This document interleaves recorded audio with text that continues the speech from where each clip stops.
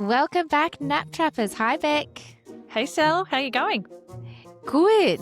I know that you and I have both been incredibly inundated with DMs this week, Yes. with people loving the podcast. So thank you, everyone, for tuning in, but also sending detailed questions for this episode of Sleep Detectives, which gives us way more context and nuance so we could do almost like little mini case studies. Yeah. So as always, keep them coming. We'll still do our question box, but I know that, yes, Beck and I have both received some really great detailed questions. So thank you very much for that. Speaking of love for the podcast as well, if I don't even know how to do it. I've never done a shameless request. Could you please rate? I think we're all both going bright red. Actually, you are going bright red. I am. It's just the reflection from my jumper. We love doing this podcast and we love hearing your feedback. And one of the ways that we can continue to do this and share the love is by being rated and subscribed to. Yeah. One day, I'm sure we'll have a script of how to say that professionally. But yes. It'll sound more seamless than please help. Just a cry for some affirmation. Yeah.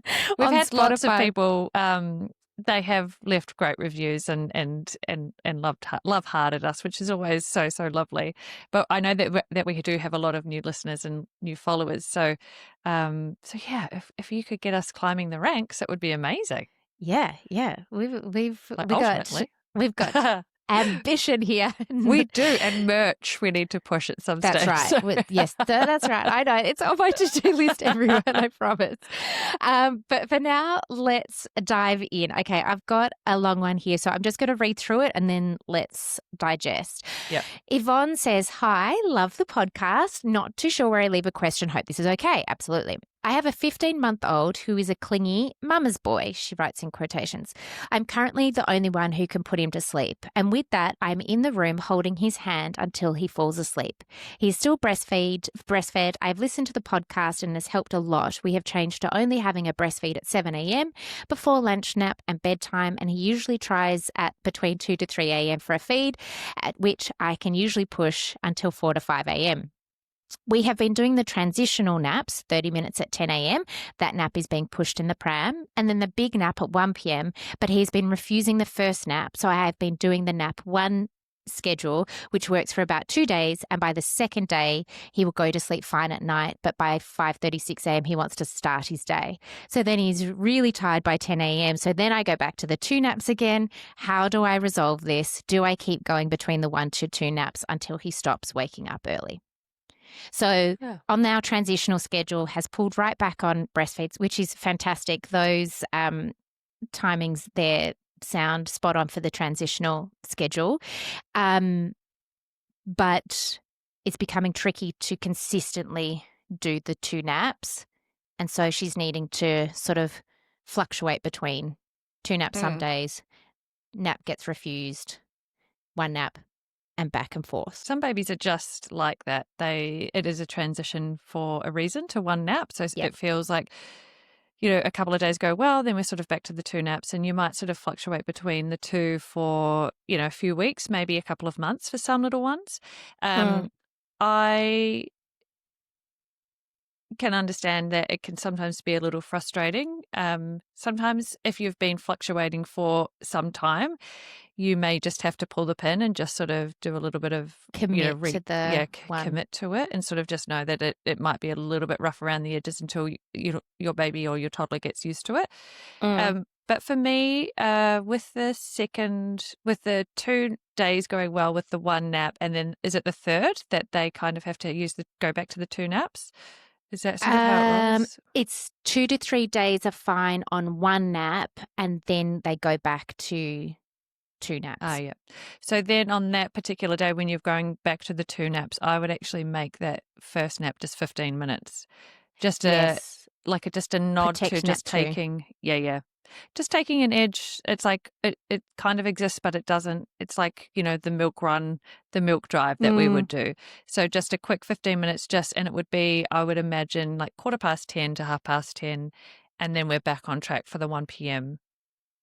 second nap, which it doesn't seem to sort of throw too much, of course.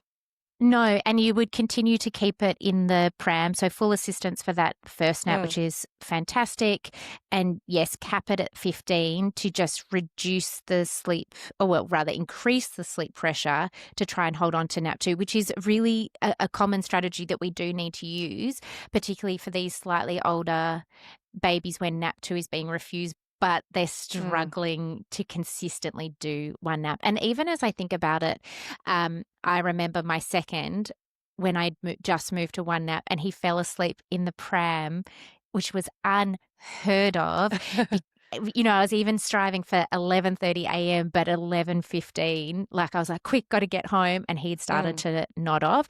So it can be a really, even though you're doing an early first nap, it is a stretch. It is a transitional phase, particularly at 15 months, where some babies absolutely can start to drop it.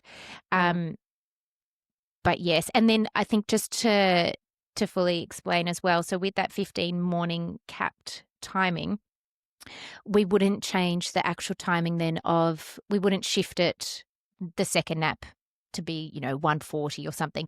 We would usually just say it's still into the cot at 1 till 3, so that they are well rested. We're not overreaching, hitting overtired territory. That 15 minutes has just taken the edge off. That's all. So no need to change much there. But otherwise, and in terms of the early rise, you would just treat it like an overnight waking, continue to delay getting up, and then move on with the schedule for that day, so that when you do make the change eventually, you're not left with this habitual early rise. Yeah, and to not also be confused with what's going on, because if you are dropping to a one nap schedule, there is potential that your toddler is going down at 6:30 at bedtime, in which case 5:30 isn't necessarily an early rise, but you do. Yes.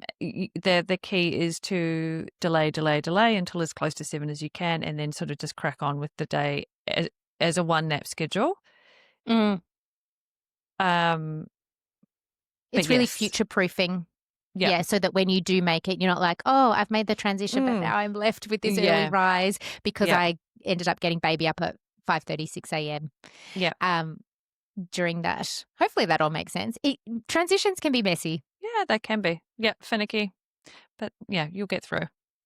All right, Beck, what have you got over there?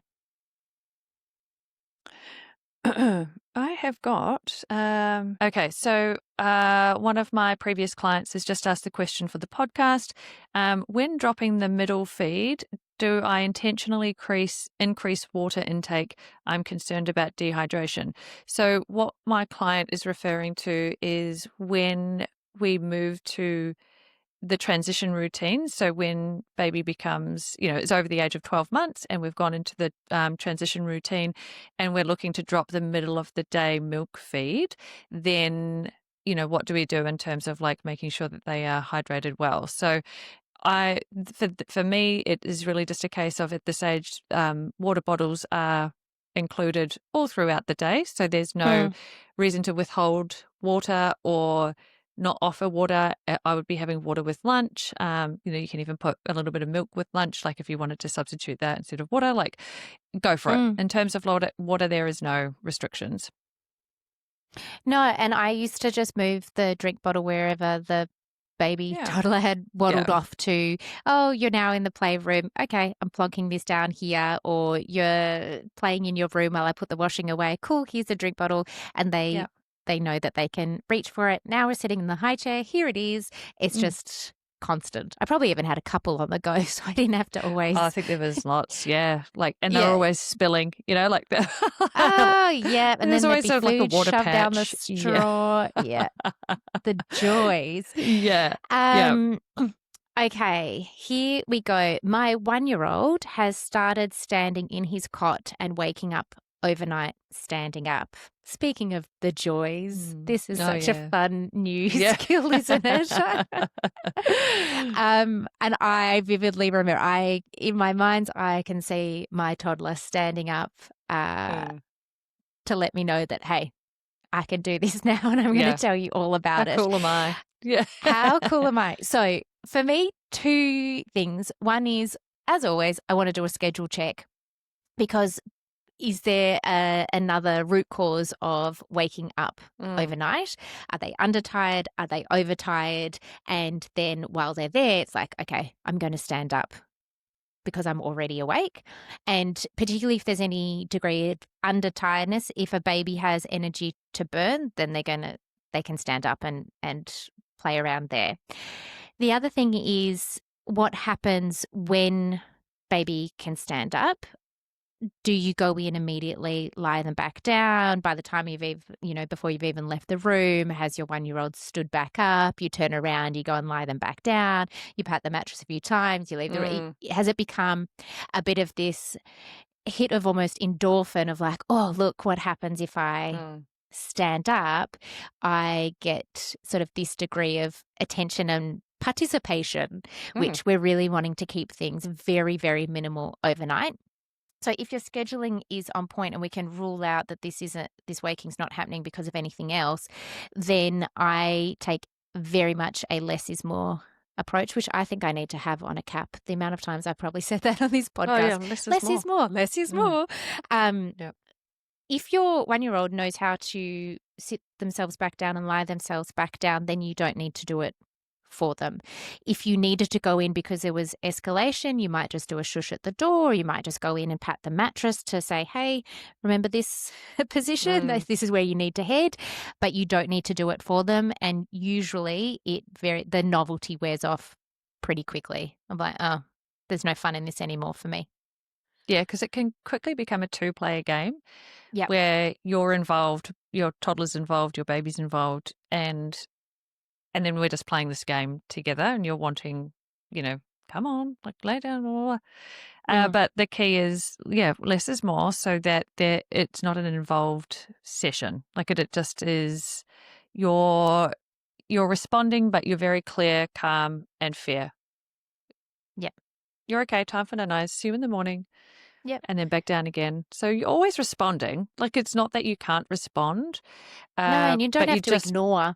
Yeah, it's just a case of being really clear and backing yourself and backing your little one to be able to get themselves down and sit back down and put themselves back off to sleep. And ultimately, yes, it can take a little while, like for this age group, to sort of get to the point of like, oh, Mum and Dad have decided not to come in and help me do all this. So yeah, they have stamina. They have to work out, well, how long am I going to do this for before I actually decide to sit back down and put myself off to sleep? And it's not if you've got a little one that is self-settling and can self-settle and has been doing great at sleep for a really long time, you can be really confident that it's not a self-settling issue, that you don't need to go in and assist them back to sleep. But it is a case of if it's, night after night now, we've sort of got this new sort of game, then if you're entering into the game, then it's time to pull back and let them do it for themselves.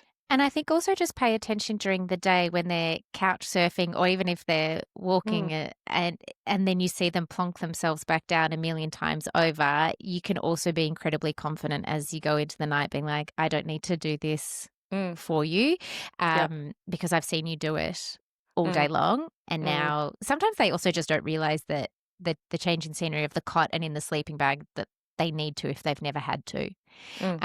So it's just about saying, no, it's okay. You know how to do this, and just see it through for sure.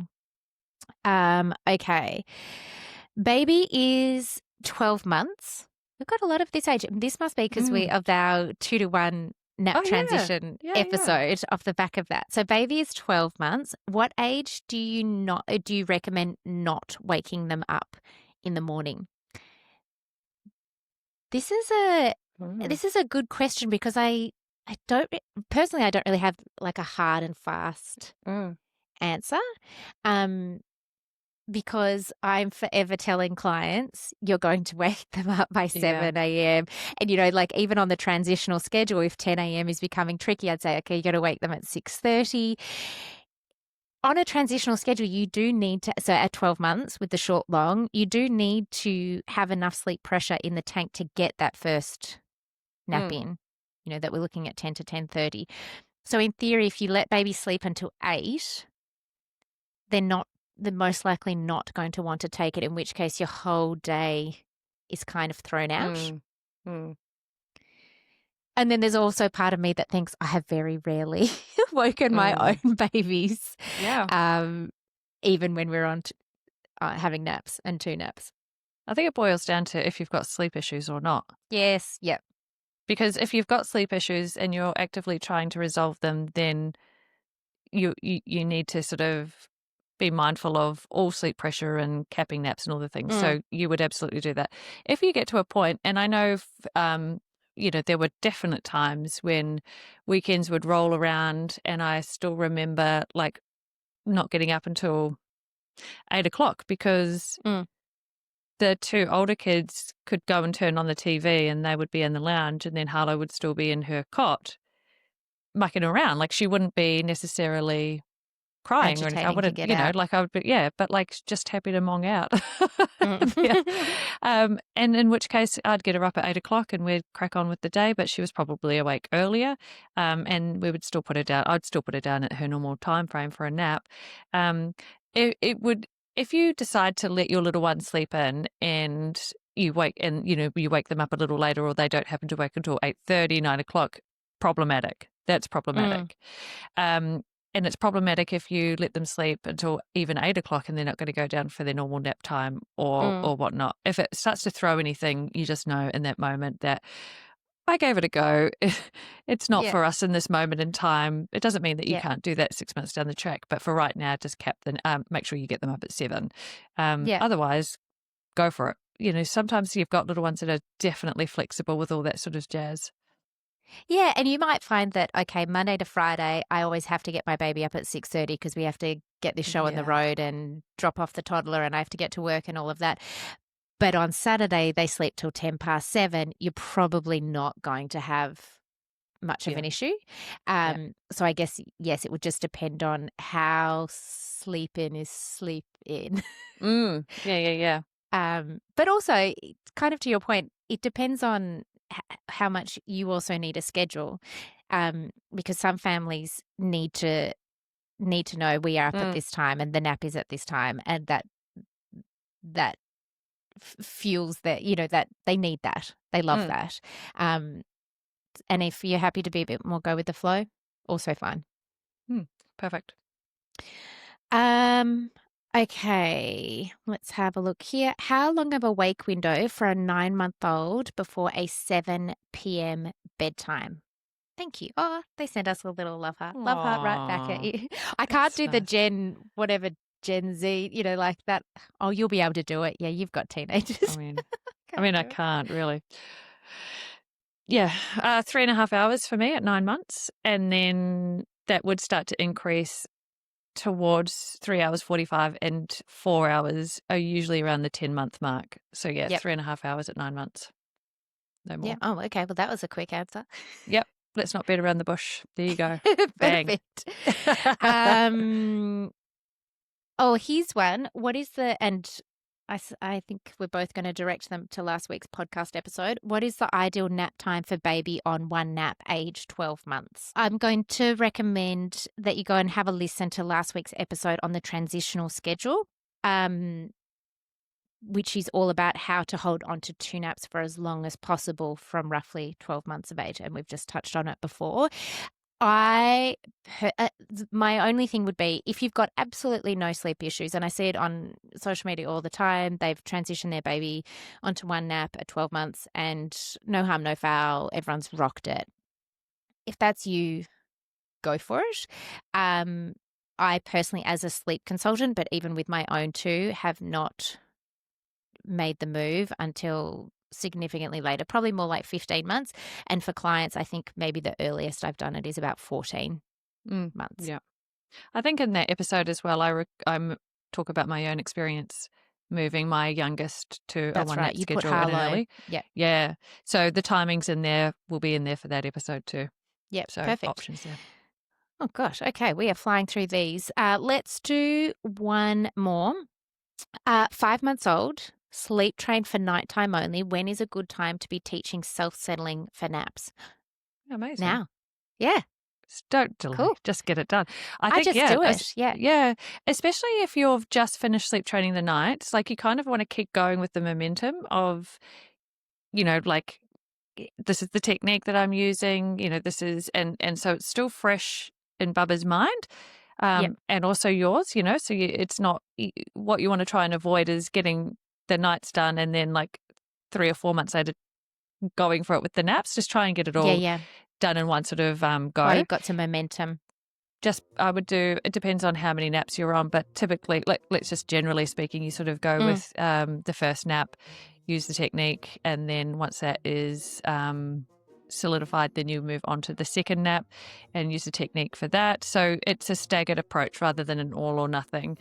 So just work in stages with that one. And if you're on a 3-nap schedule, you could try with the third nap if the other 2 are totally fine, you can try with the third nap to get it in the cot. But if it's too much of a, disaster, then assist. You just keep it assisted. Yeah. Yeah. I know we've talked about this before, but with our 2-week packages, we will often get started on self-settling for naps around day 3 or 4, depending on how the nights have gone. But usually I will have already started in that first week. So if you've got nights down pat, I say crack on. How exciting. Yep. Exciting. Excellent. Good job. All right. Any more on your side of the screen there, Beck? I'm going to save them for our next Sleep Detective episode, I think. Yeah. All right. No problem. Well, in that case, let's log off, only to log back on. And maybe I will have created a better script of how to ask people, please love us. All right, everyone. That was an easy breezy episode of Sleep Detectives. We will see you on the next one. And as always, keep sending in your questions. We'd love to answer them. Thanks so much. See you guys. Bye. Bye.